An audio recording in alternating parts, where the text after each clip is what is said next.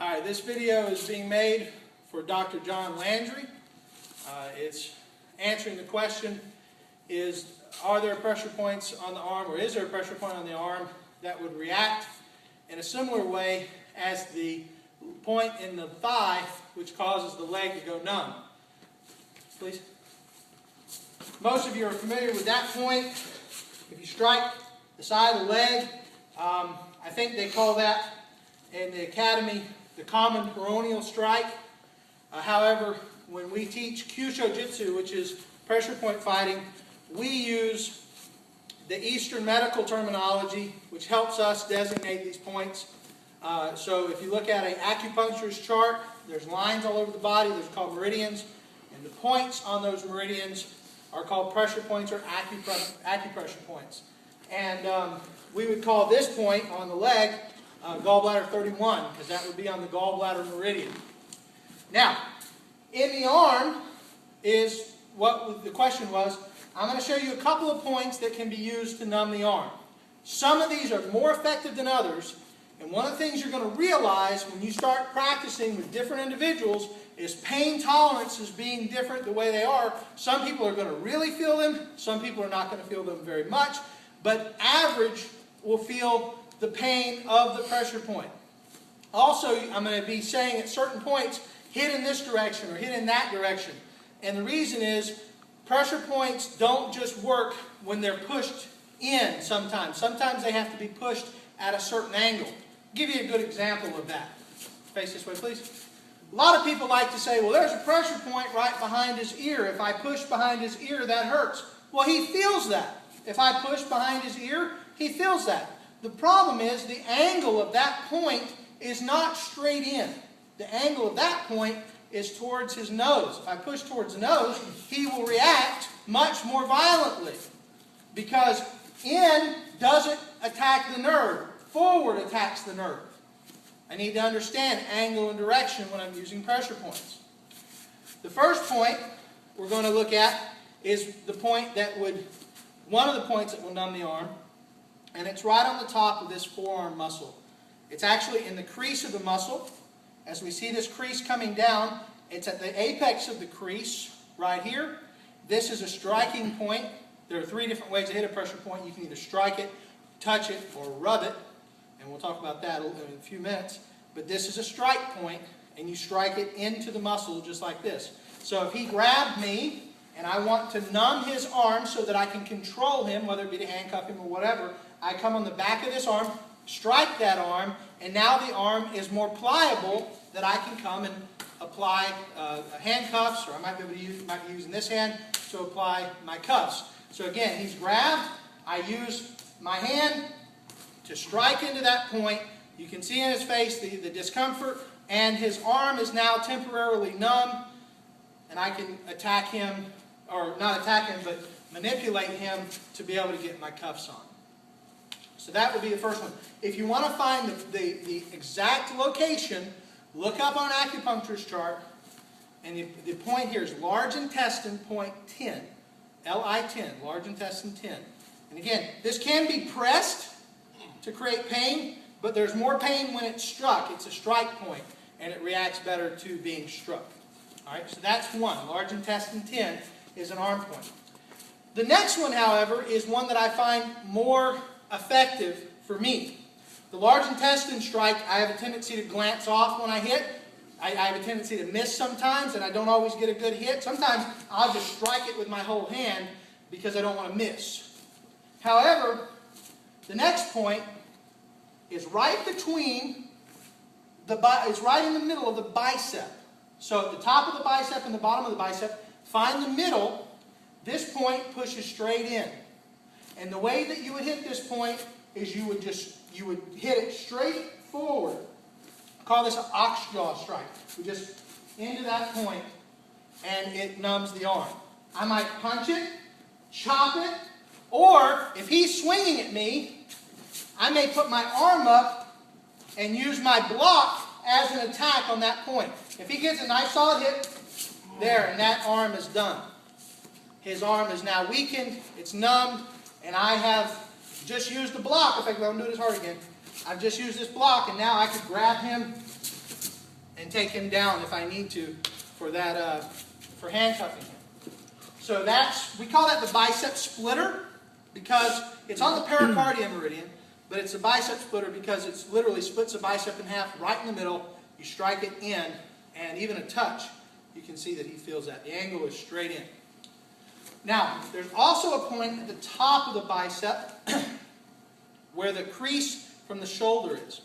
This point, the angle is not in, as he feels that. The angle is down, he feels that more. So the way that I would do that, I'm going to show from this position.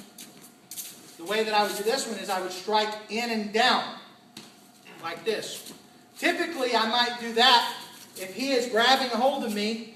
I may step on his foot and just slam into that point. At that point, he's losing control of his arm because I'm striking into that nerve, but I'm also making it to where when he does fall, he now is going to probably damage his ankle. Or, if I don't want to damage him, if I'm inside here, I may step behind, slam into that point. And now he's not damaged, and I still have the control I need to put him in cuffs. Alright? Alright, so we've looked at large intestine 10, we've looked at bicep splitter. Pericardium 2 was the last point that we did. Alright, now, moving up the arm. Right at the base of this part of his arm, the upper arm, right where it meets the elbow, I'll feel a point right here. It's right where this bone is. If I push into it, it hurts. If I push towards the bone, we see a reaction here. Well, the way that one works is I strike up into it. So I strike up into that point, and it causes the arm to go numb. Now, I can control. Notice I'm almost always going to a hammerlock position. I'm going to where I have control of him. If I need to, I can drop him face down, get that hand back up, control to here. Apply a joint lock. Give me your other hand, sir. Give me your other hand, sir. Thank you. Apply the handcuffs. All right. Okay? Okay. All right. Just a few more. I know he's ready to be done. So we've done, that point is heart point number 3. You can go to yingyanghouse.com. That's a place that's got acupuncture charts, and they will help you. So we have heart point number 3. Okay? Now, the last one I'm going to do on the arm, I'm sorry, 2 more on the arm, and then we're going to do one last one. We worked up here. I want to move down to this part of the arm, the forearm. On the forearm, the front of the forearm, we have what's called the radial nerve. In acupuncture, we would say this is lung meridian. But just for make it easier, this is the radial nerve. Anywhere that the radial nerve is struck can cause the arm to numb. I'm going to let him grab me because this is a good example. If I hit this down, I'm hitting pretty solid, nice, good, solid hit. He's taking that. He's not loving it, but it's not hurting him. Now I'm going to hit that same set of nerves, all these nerves here. I'm going to hit this way. His arm is numb now. And all I did was change direction. Instead of hitting down, I hit towards his hand because these nerves point that way. You're pushing back into them. And when you do that, it creates you saw the hand opens up, has a numbing sensation throughout his arm. Alright? Now the last one, let's switch arms for this. The last one is going to be on the back of the arm. A lot of guys like to try to apply these big arm bars by coming back and striking the arm at the elbow. In fact, I've even heard some instructors who say, if you strike the elbow, you'll break his elbow. Well, I'm going to challenge that theory. You ready? I'm going to strike him good and hard in the elbow. Ow! It didn't work. And he's still fighting me. He's still wearing me out. I'm going to do it again. My hand hurts more than his elbow. Now, what was the difference? Remember earlier when I said some points react to striking and some points react to rubbing? The nerve, right here, if you look where the elbow is a point, when I stretch his arm out, it becomes a hole. I can feel the hole. It's a point, it's a hole. That hole is the Golgi tendon receptor. If I strike it, it does nothing. If I rub it, it stretches the nerve in his elbow and he can't take it. So, how would I use that? I use my arm to do a rubbing motion. I twist my arm as I do this. I don't just hit it. I come up and I jerk it. I twist and I rub as I do this. Down. And now I'm able to control his arm. Alright. That was the Golgi tendon receptor. You can do that with a rub here. I tend to do it with the whole arm to make sure I've got it. Alright. Lastly. Last one. Let's say this person is laying prone and he is holding his hands in such a way that he won't give them to me. Now, back up a little bit, come this way. He's not really a threat, but he is at best an annoyance. And at worst, he might have a gun under there. He might have a knife under there.